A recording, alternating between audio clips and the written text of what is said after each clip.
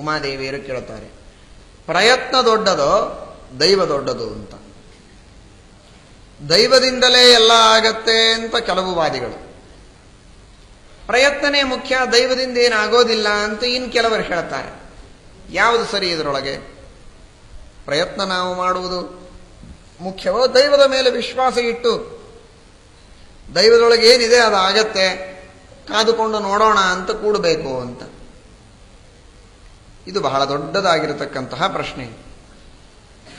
ಯಮಧರ್ಮರಾಜರು ಅರ್ಥಾತ್ ಯುಧಿಷ್ಠಿರ ಹಾಗೂ ಭೀಮಸೇನ ದೇವರ ಸಂವಾದದಲ್ಲಿಯೂ ಈ ಮಾತು ಬಂದಿದೆ. ದ್ರೌಪದಿ ಯುಧಿಷ್ಠಿರನ ಸಂವಾದ, ಭೀಮಸೇನ ದೇವರು ಹಾಗೂ ಯುಧಿಷ್ಠಿರನ ಸಂವಾದದಲ್ಲಿ ಈ ಮಾತುಗಳು ಬರ್ತದೆ. ಅದನ್ನು ಶ್ರೀಮದಾಚಾರ್ಯರು ಮಹಾಭಾರತ ತಾತ್ಪರ್ಯ ನಿರ್ಣಯದಲ್ಲಿ ಬಹಳ ಸುಂದರವಾಗಿ ಹೇಳಿದ್ದಾರೆ. ಇಲ್ಲಿ ಸಂಕ್ಷೇಪವಾಗಿ ಆ ಮಾತು ಮಹಾಭಾರತದಲ್ಲಿಯೂ ಬಂದಿದೆ. ಇವುಗಳಲ್ಲಿ ಯಾವುದು ಶ್ರೇಷ್ಠ, ಪ್ರಯತ್ನ ಹಾಗೂ ದೈವ ಅಂತಂದ್ರೆ ರುದ್ರದೇವರು ಹೇಳ್ತಾರೆ, ಅದನ್ನೇ ಭೀಮಸೇನ ದೇವರು ನಿರ್ಣಯ ಕೊಡ್ತಾರೆ. ಇವೆರಡೂ ಸೇರಿ ಕೆಲಸ ಮಾಡುವುದೇ ಹೊರತು ಯಾವ ಒಂದರಿಂದ ಕೆಲಸ ಆಗುವುದು. ಎಲ್ಲವೂ ದೈವದಿಂದ ಆಗತ್ತೆ ಅಂತ ಉದಾಸೀನವಾಗಿ ಕುಳಿತರೆ ಸಾಧ್ಯ ಇಲ್ಲ. ಕೇವಲ ಪ್ರಯತ್ನವನ್ನು ಮಾಡ್ತಾ ದೈವದ ಮೇಲೆ ದೇವರ ಮೇಲೆ ವಿಶ್ವಾಸ ಇಡದೇ ಇದ್ರೆ ಅದು ಪ್ರಯೋಜನವಿಲ್ಲ. ಪ್ರಯತ್ನ ಮಾಡಬೇಕು. ದೈವಕ್ಕನುಗುಣವಾಗಿ ಭಗವಂತ ಮಹಾದೈವ ಅವನೇ ಫಲವನ್ನು ಕೊಡ್ತಾನೆ ಎನ್ನುವ ವಿಶ್ವಾಸವನ್ನೂ ಇಡಬೇಕು. ಎರಡೂ ಸೇರಿದಾಗ ಉತ್ತಮವಾದ ಯಶಸ್ಸನ್ನು ಪಡೆಯಬಹುದು. ಇದನ್ನೇ ಶ್ರೀಮದಾಚಾರ್ಯರು ಹೇಳಿದರು. ಸ್ಥಿರೋನುಭಾವ ಏವ ಮೇ ಮಹಾನನುಗ್ರಹೋ ಹರೇಹೇ ಪ್ರಯತ್ನಮೇಕಮಗ್ರತಃ ವಿಧಾಯ ಭೂತಿಮಾಪ್ನೋಮಃ.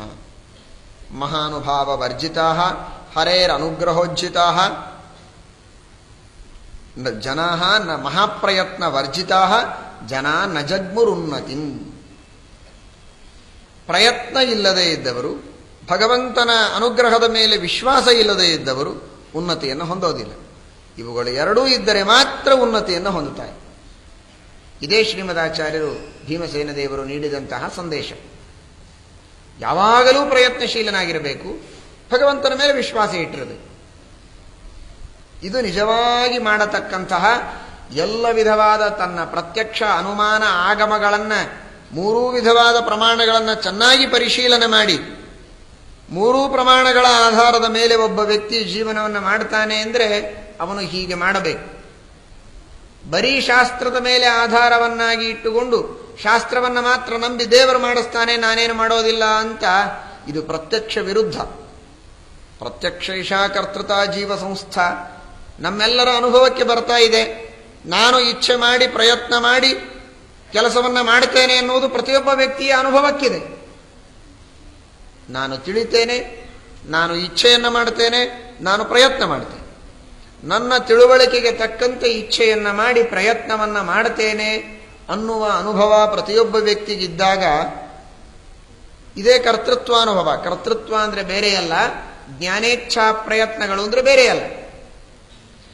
ಜ್ಞಾನವನ್ನು ಮಾಡಿಕೊಂಡು ಇಚ್ಛೆಯನ್ನು ಮಾಡಿ ಪ್ರಯತ್ನ ಮಾಡತಕ್ಕಂಥದ್ದೇ ಕರ್ತೃತ್ವ. ಈ ಕರ್ತೃತ್ವ ನಮಗುಂಟು ಅಂತ ನಮಗೆ ಅನುಭವ ಇದೆ.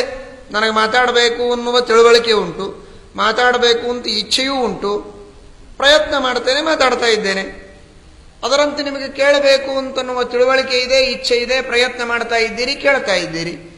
ಇದು ಅನುಭವಕ್ಕೆ ಬರುತ್ತೋ ಇಲ್ಲ ನಮಗೂ ನಿಮಗೂ? ಈಗ ಶಾಸ್ತ್ರ ಬಿಟ್ಬಿಡಿ, ನಮ್ಮ ಅನುಭವಕ್ಕೆ ನಾವು ವಿಚಾರ ಮಾಡಿದರೆ ನಾವು ಕರ್ತೃಗಳಾಗಿದ್ದೇವೆ ಎನ್ನುವ ಅನುಭವವೇ ನಮ್ಮೆಲ್ಲರಿಗೂ ಇದೆ.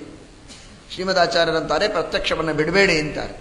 ಪ್ರತ್ಯಕ್ಷ ಹಾಗೂ ಶಾಸ್ತ್ರಗಳನ್ನು ಸೇರಿಸಿ, ಬರೀ ಶಾಸ್ತ್ರವನ್ನು ತಿಳಿಯುವುದಲ್ಲ, ಬರೀ ಪ್ರತ್ಯಕ್ಷವನ್ನು ತಿಳಿಯುವುದಲ್ಲ. ಬರೀ ಪ್ರತ್ಯಕ್ಷವನ್ನು ಮಾತ್ರ ನಂಬಿದರೆ ನಾವಷ್ಟೇ ಕರ್ತೃಗಳು, ನಮಗೆ ಮೇಲೆ ಯಾರೂ ನಿಯಾಮಕರೇ ಇಲ್ಲ ಅಂತ ನಮಗನಿಸ್ತದೆ. ನಮಗೆ ಯಾರೂ ನಾಯಕರು, ನಮಗೆ ಪ್ರೇರಕರು ನಮ್ಮ ಪ್ರತ್ಯಕ್ಷದಿಂದ ಗೋಚರರಾಗೋದಿಲ್ಲ. ಹೀಗಾಗಿ ಬರೀ ಪ್ರತ್ಯಕ್ಷವನ್ನು ನಂಬಿ ಪ್ರಯೋಜನ ಇಲ್ಲ, ಶಾಸ್ತ್ರವನ್ನೂ ತಿಳಿಯಬೇಕು. ನಮ್ಮೆಲ್ಲರಿಗೆ ಅಂತಃಪ್ರೇರಕನಾದ ಭಗವಂತನೊಬ್ಬನಿದ್ದಾನೆ ಎನ್ನುವುದನ್ನು ಶಾಸ್ತ್ರದಿಂದ ತಿಳಿಯಬೇಕು. ಬರೀ ಶಾಸ್ತ್ರದಿಂದ ಭಗವಂತನಿದ್ದಾನೆ ಎನ್ನುವುದನ್ನು ತಿಳಿದು ಅವನೇ ಮಾಡಿಸ್ತಾನೆ ಅಂತ ನಂಬಿ ಪ್ರಯತ್ನವನ್ನೇ ಮಾಡುವುದು ಬಿಡಬಾರದು. ನನಗೆ ಪ್ರಯತ್ನ ಮಾಡುವ ಶಕ್ತಿ ಇದೆ, ನಾನು ಪ್ರಯತ್ನ ಮಾಡಿ ಓಡಾಡ್ತೇನೆ, ತಿಂತೇನೆ, ಊಟ ಮಾಡ್ತೇನೆ, ಎಲ್ಲ ಕೆಲಸ ಮಾಡ್ತೇನೆ ಎಂದ ಮೇಲೆ ಶಾಸ್ತ್ರವಿಹಿತವಾದ ಕರ್ಮಗಳನ್ನು ಮಾಡುವ ವಿಷಯದಲ್ಲಿಯೂ ನಾನು ಪ್ರಯತ್ನ ಮಾಡಬೇಕು ಅನ್ನುವುದನ್ನು ಅಷ್ಟೇ ಚೆನ್ನಾಗಿ ನಂಬಬೇಕು. ಹೀಗೆ ಪ್ರಯತ್ನವನ್ನೂ ಮಾಡ್ತಾ ದೇವರ ಮೇಲೆ ವಿಶ್ವಾಸವನ್ನೂ ಇಟ್ಟರೆ ಆಗ ನಿಜವಾಗಿ ಯಶಸ್ಸನ್ನು ಭಗವಂತ ಕೊಡ್ತಾನೆ. ಹೊರತು ಪ್ರಯತ್ನವನ್ನು ಮಾಡಿಸದೇ ಭಗವಂತ ಮತ್ತೆ ಫಲವನ್ನು ಕೊಡೋದಿಲ್ಲ. ದೇವರಿಗೆ ಒಂದು ಹಣ್ಣು ಕೊಡಬೇಕು ಅಂತ ಇಚ್ಛೆ ಇದೆ, ನಾವು ಒಂದು ಹಣ್ಣು ತಿನ್ನಬೇಕು ಅಂತ ದೇವರಿಗೆ ಇಚ್ಛೆ ಇದೆ ಅಂತಂದ್ರೆ ಆ ಹಣ್ಣನ್ನು ನೇರವಾಗಿ ನಮ್ಮ ಬಾಯಿಯಲ್ಲೇನೆ ಅಭಿವ್ಯಕ್ತಗೊಳಿಸುವುದಿಲ್ಲ ಪರಮಾತ್ಮ. ಆ ಹಣ್ಣನ್ನು ಒಂದು ಕಡೆಗೆ ಇಟ್ಟಿರ್ತಾನೆ, ಹೋಗಬೇಕು, ಹಣ ಕೊಡಬೇಕು, ಕೊಂಡು ತರಬೇಕು, ಹೆಚ್ಚಬೇಕು, ಅಗಿಯಬೇಕು ಬಾಯಿಯಿಂದ, ಅಂದಾಗ ನಮಗೆ ರುಚಿ ಬರ್ತದೆ, ಅದರಿಂದ ನಮಗೆ ಪುಷ್ಟಿ ಆಗತ್ತೆ. ನಮಗೆ ಪುಷ್ಟಿಯನ್ನು ಕೊಡಬೇಕು, ರುಚಿಯನ್ನು ಅನುಭವಿಸಬೇಕು ಅಂತ ದೇವರಿಗೆ ಅಪೇಕ್ಷೆ ಇದೆ ಅಂದಮೇಲೆ ದೇವರು ನಮಗೆ ಹಣ್ಣು ಬಾಯಿಯಲ್ಲಿ ಹಾಕ್ತಾನೆ, ರುಚಿ ಕೊಟ್ಟೇ ಕೊಡ್ತಾನೆ ಅಂತಂದ್ರೆ ಪ್ರಯತ್ನವನ್ನ ಮಾಡಿಸದೇ ಕೊಡ್ತಾನೆ ಅಂತ ಅರ್ಥ ಅಲ್ಲ. ನಾವು ಹೋಗಬೇಕು, ತರಬೇಕು, ತಿನ್ನಬೇಕು ಅಂದಾಗಲೇ ನಮಗೆ ಅದರ ರುಚಿ ಅನುಭವ ಆಗಬೇಕು. ಇಷ್ಟೆಲ್ಲ ಪ್ರಯತ್ನವನ್ನ ನಮ್ಮಿಂದ ಮಾಡಿಸಿ ನಮಗೆ ಫಲವನ್ನ ಅನುಭವಿಸಬೇಕು ಅಂತನ್ನುವ ಇಚ್ಛೆಯೇ ಪರಮಾತ್ಮನಿಗಿದೆ. ನಮ್ಮಿಂದ ಫಲವನ್ನ ಅನುಭವಿಸುವಂತೆ ಮಾಡಬೇಕು ಅಂತ ಪರಮಾತ್ಮನಿಗೆ ಇಚ್ಛೆ ಇದ್ದರೂ ಕೂಡ ಪ್ರಯತ್ನವನ್ನ ಮಾಡಿಸದೇ ಅನುಭವಿಸುವಂತೆ ಮಾಡಬೇಕು ಅಂತ ಇಚ್ಛೆ ಇಲ್ಲ. ಪ್ರಯತ್ನವನ್ನ ಮಾಡಿಸಿಯೇ ಅನುಭವಿಸಬೇಕು ಅಂತ ಇಚ್ಛೆ. ಹೀಗಾಗಿ ನಾವು ಪ್ರಯತ್ನ ಮಾಡಲೇಬೇಕು. ಪ್ರಯತ್ನ ಮಾಡದೇ ಇದ್ರೆ ಹೇಗೆ? ಆದ್ದರಿಂದ ಪ್ರಯತ್ನ ಇದು ಅತ್ಯಂತ ಅನಿವಾರ್ಯವಾಗಿ ಮಾಡಲೇಬೇಕಾದದ್ದು ಎಂಬುದಾಗಿ ರುದ್ರದೇವರು ತಿಳಿಸ್ತಾರೆ. ದೈವ ಹಾಗೂ ಪ್ರಯತ್ನಗಳನ್ನು ಮೇಲನಕ್ಕೆ ಒಂದು ದೃಷ್ಟಾಂತ ಕೊಡ್ತಾರೆ. ಬಿತ್ತಬೇಕು, ಬೀಜ ಹಾಕಬೇಕು, ಇದು ಪ್ರಯತ್ನ. ಮಳೆ ಬರದೇ ಇದ್ರೆ ಅದು ದೇವರ ಇಚ್ಛೆ, ಅದು ದೈವ. ಮಳೆ ಬರೋದು ದೈವ. ಭಗವಂತನ ಇಚ್ಛೆ ಇದ್ರೆ, ಇವನ ಪೂರ್ವಜನ್ಮದ ಪುಣ್ಯ ಇದ್ರೆ ಮಳೆ ಬರ್ತದೆ, ಬೆಳೆ ಬರ್ತದೆ. ಆದರೆ ಬಿತ್ತೋದು ಇವನದೇ ಕರ್ತವ್ಯ. ತನ್ನಷ್ಟಕ್ಕೆ ತಾನೇ ಬೀಜಗಳು ಬೀಳುವುದಿಲ್ಲ. ಮಳೆ ಬಿದ್ದ ಹಾಗೆ ಬೀಜಗಳು ಬೀಳುವುದಿಲ್ಲ. ಬೀಜಗಳನ್ನು ಇವನೇ ಬಿತ್ತಬೇಕು, ಪ್ರಯತ್ನನೇ ಮಾಡಬೇಕು. ಆದರೆ ಬಿತ್ತಿದ ಬೀಜ ಬೆಳೆಸುವುದಕ್ಕೆ ದೈವ ಸಹಕಾರ ಕೊಡೋದು. ಹೀಗೆ ದೈವ ಪ್ರಯತ್ನಗಳು ಎರಡೂ ಸೇರಿದರೆ ಧಾನ್ಯ ಬರ್ತದೆ ಹೊರತು ಬರೀ ಪ್ರಯತ್ನ ಮಾಡಿದರೆ ಧಾನ್ಯಗಳು ಬರುವುದಿಲ್ಲ, ಬರೀ ದೈವ ಇದ್ರೂ ಧಾನ್ಯ ಬರುವುದಿಲ್ಲ. ಎರಡೂ ಸೇರಬೇಕು ಅಂತ ರುದ್ರದೇವರಂತಾರೆ. ರೋಪಣಂ ಲವನಂಚೈವ ಯಚ್ಚಾನ್ಯತ್ ಪೌರುಷಂ ಸ್ಮೃತಂ ಕಾಲೇ ವೃಷ್ಟಿ ಸುವಾಪಂಚ ಪ್ರರೋಹ ಪಕ್ತಿರೇವಚ. ಸರಿಯಾದ ಕಾಲದಲ್ಲಿ ಮಳೆಯಾಗಬೇಕು, ಅದು ಗಿಡ ಮೇಲೆ ಬಿತ್ತಿದ ಬೀಜ ಅಂಕುರ ಒಡೆದು ಮೇಲೆ ಬರಬೇಕು, ಆ ಧಾನ್ಯ ಎಲ್ಲ ಪಕ್ವ ಆಗಬೇಕು. ಇದ್ಯಾವುದೂ ರೈತನ ಕೈಯಲ್ಲಿಲ್ಲ. ಮಳೆ ಬರೋದು ದೈವಾಧೀನ, ಬೆಳೆಯೋದು ಭಗವಂತನ ಇಚ್ಛೆಯಿಂದ ಬೆಳೀತಿದೆ. ಇವನೇನು ಅದನ್ನು ದಿವಸ ಎಳಿತಾನೆ ಸ್ವಲ್ಪ ಹೊರಗೆ ಅಂಕುರ ಬರಲಿಕ್ಕೆ ಇಲ್ಲ. ಅದು ದೈವಾಧೀನ. ಅದು ಕಾಯಿಯಾಗಿ ಹಣ್ಣಾಗಬೇಕು, ಅದು ದೈವಾಧೀನ, ಎಲ್ಲ ದೈವಾಧೀನ. ಆದರೆ ಬಿತ್ತೋದು ಪುರುಷನ ಪ್ರಯತ್ನ. ಅಲ್ಲಿಯೂ ದೇವರ ಇಚ್ಛೆ ಇದೆ, ಆ ಮಾತು ಬೇರೆ. ಆದರೆ ಪುರುಷನ ಪ್ರಯತ್ನವನ್ನ ಮಾಧ್ಯಮವನ್ನಾಗಿ ಮಾಡಿಕೊಂಡೇ ದೈವ ಕೆಲಸ ಮಾಡತ್ತೆ ಹೊರತು ಪುರುಷನ ಪ್ರಯತ್ನವನ್ನ ಮಾಧ್ಯಮ ಮಾಡಿಕೊಳ್ಳದೆ ದೈವ ಕೆಲಸ ಮಾಡುವುದಿಲ್ಲ. ಮಣ್ಣನ್ನ ಮಾಧ್ಯಮವನ್ನಾಗಿ ಮಾಡಿಕೊಳ್ತಾನೋ ಇಲ್ಲ ದೇವರು. ಧಾನ್ಯ ಸೃಷ್ಟಿ ಮಾಡಬೇಕು ಅಂತ ಇಚ್ಛೆ ಇದ್ದ ದೇವರು ಆಕಾಶದಲ್ಲಿ ಸೃಷ್ಟಿ ಮಾಡ್ತಾನೋ ಮಣ್ಣಿನಲ್ಲಿ ಸೃಷ್ಟಿ ಮಾಡ್ತಾನೋ? ಮಣ್ಣಿನಲ್ಲಿ ಸೃಷ್ಟಿ ಮಾಡ್ತಾನೆ.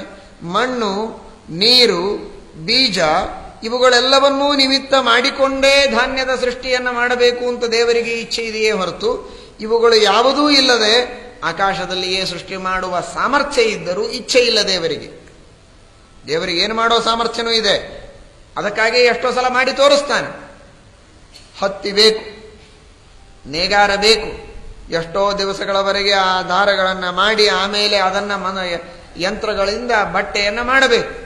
ಅಂದಾಗ ಮಾತ್ರ ಬಟ್ಟೆ ತಯಾರಾಗತ್ತೆ, ಇಲ್ಲದೇ ಇದ್ರೆ ಇಲ್ಲ.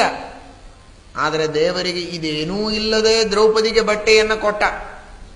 ಅಲ್ಲಿ ಯಾವ ಹತ್ತಿಯೂ ಇರಲಿಲ್ಲ, ನೇಕಾರ ಇರಲಿಲ್ಲ, ಯಾರೂ ಹಣ ಕೊಟ್ಟು ತರಲಿಲ್ಲ, ಬಣ್ಣ ಹಾಕುವವರಿರಲಿಲ್ಲ.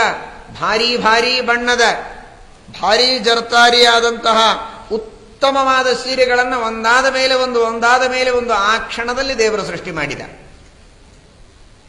ಕಾಲ ಬೇಕು, ಇಷ್ಟು ಕಾಲದ ಟೈಮಿನ ಪೀರಿಯಡ್ ಬೇಕಲ್ಲ. ಒಂದು ಸೀರೆ ತಯಾರಾಗಬೇಕಾದರೆ ಮಿನಿಮಮ್ ಇಷ್ಟು ಅಂತ ಒಂದು ಸಮಯ ಇರುತ್ತಲ್ಲ, ಆ ಸಮಯವನ್ನೂ ದೇವರು ಅಲ್ಲಿ ಅಪೇಕ್ಷೆ ಮಾಡಲಿಲ್ಲ. ಕಾಲವನ್ನೂ ಮೀರಿದ, ಎಲ್ಲವನ್ನೂ ಮೀರಿ ತತ್ಕಾಲದಲ್ಲಿ ತನಗೆ ಇಚ್ಛೆಗೆ ಬಂದಂತಹ ಪದಾರ್ಥಗಳನ್ನು ಅಲ್ಲಲ್ಲಿಯೇ ಪರಮಾತ್ಮ ಸೃಷ್ಟಿ ಮಾಡುತ್ತಾನೆ. ಪರಮಾತ್ಮ ಯಾಕೆ? ಋಷಿಗಳು ಮುನಿಗಳು ಯೋಗಿಗಳೇ ಎಷ್ಟೋ ಸೃಷ್ಟಿಯನ್ನು ಮಾಡಿ ತೋರಿಸ್ತಾರೆ. ಹಾಗಾದರೆ ಭಗವಂತನಿಗೆ ಎಲ್ಲ ಮಾಡುವ ಸಾಮರ್ಥ್ಯ ಇದೆ ಅಂದ ಮಾತ್ರಕ್ಕೆ ಎಲ್ಲ ಕಾಲಕ್ಕೆ ಹಾಗೆ ಮಾಡುವುದಿಲ್ಲ. ದ್ರೌಪದಿಗೆ ಅವತ್ತು ಸೀರೆಯನ್ನು ಹಾಗೆ ಕೊಟ್ಟ ಅಂತ ಹೇಳಿ ಎಲ್ಲರಿಗೂ ಹಾಗೆ ಕೊಡ್ತಾ ಇದ್ದಾನೆಯೇ? ಇಲ್ಲ. ಲೌಕಿಕವಾದ ಕಾರಣಗಳನ್ನು ಕೊಟ್ಟು ಕಾರ್ಯವನ್ನು ಕೊಡ್ತಾನೆ. ಅದರಂತೆ ಧಾನ್ಯದ ಸೃಷ್ಟಿಗೆ ಮಣ್ಣನ್ನ ಅಪೇಕ್ಷೆ ಮಾಡೇ ದೇವರು ಸೃಷ್ಟಿ ಮಾಡುವಂತೆ, ನೀರಿನ ಅಪೇಕ್ಷೆಯನ್ನು ಮಾಡೇ ದೇವರು ಸೃಷ್ಟಿ ಮಾಡುವಂತೆ, ಬೀಜಗಳನ್ನು ಅಪೇಕ್ಷೆ ಮಾಡುವಂತೆ ಮನುಷ್ಯನ ಪ್ರಯತ್ನವನ್ನೂ ಒಂದನ್ನ ಕಾರಣದೊಳಗೆ ಸೇರಿಸಿಕೊಂಡೇ ಪರಮಾತ್ಮ ತನ್ನ ಸೃಷ್ಟಿಯನ್ನು ಮಾಡ್ತಾನೆ. ಈ ರೈತನಲ್ಲ ಪ್ರಯತ್ನ ಬೀಜವನ್ನು, ಈ ಪ್ರಯತ್ನ ಮೂಲಕವಾಗಿ ಬೀಜಗಳನ್ನು ಬಿತ್ತಿಸಿ ಆಮೇಲೆಯೇ ನಾನು ಧಾನ್ಯದ ಸೃಷ್ಟಿ ಮಾಡಬೇಕು ಅಂತ ದೇವರ ಸಂಕಲ್ಪ. ಹೀಗ ಏತಾನ್ ಅಪೇಕ್ಷೈವ ಫಲಂ ದದಾನೀತ್ಯಸ್ಯೈವ ಸಂಕಲ್ಪ ಇತಿ ಸ್ವತಂತ್ರತಾ ಆಚಾರ್ಯರು ಹೇಳ್ತಾರೆ. ಪುರುಷನ ಪ್ರಯತ್ನವನ್ನ ಅಪೇಕ್ಷೆ ಮಾಡಿಯೇ ನಾನು ಫಲ ಕೊಡಬೇಕು ಅಂತ ಭಗವಂತ ಸಂಕಲ್ಪ ಮಾಡಿದ್ದರಿಂದ ಅದಕ್ಕನುಗುಣವಾಗಿ ಪುರುಷನ ಪ್ರಯತ್ನವನ್ನ ದೇವರು ಅಪೇಕ್ಷೆ ಮಾಡ್ತಾನೆ. ದೇವರು ಅಪೇಕ್ಷೆ ಮಾಡಿದ ಮೇಲೆ ನಾವು ಪ್ರಯತ್ನ ಮಾಡದೇ ಇದ್ರೆ ಫಲ ಹೇಗೆ ಕೊಡ್ತಾನೆ? ದೇವರು ತನ್ನ ಇಚ್ಛೆಗೆ ವಿರುದ್ಧವಾಗಿ ಫಲ ಕೊಡುವುದಿಲ್ಲ. ಅದಕ್ಕಾಗಿ ನಮ್ಮ ಪ್ರಯತ್ನ ಇದು ಅನಿವಾರ್ಯ. ಇದರರ್ಥ ಭಗವಂತನ ಶಕ್ತಿ ಕಡಿಮೆ ಇದೆ ಅಂತ ಅಲ್ಲ, ಅವನ ಸಂಕಲ್ಪ ಆಗಿದೆ ಎನ್ನುವುದಕ್ಕಾಗಿ ನಮ್ಮ ಪ್ರಯತ್ನ ಅನಿವಾರ್ಯ ಎಂಬುದಾಗಿ ಶ್ರೀಮದಾಚಾರ್ಯರು ತಿಳಿಸ್ತಾರೆ. ಅದೇ ಮಾತನ್ನ ಇಲ್ಲಿಯೂ ಕೂಡ ನಮಗೆ ತಿಳಿಸ್ತಾ ಇದ್ದಾರೆ.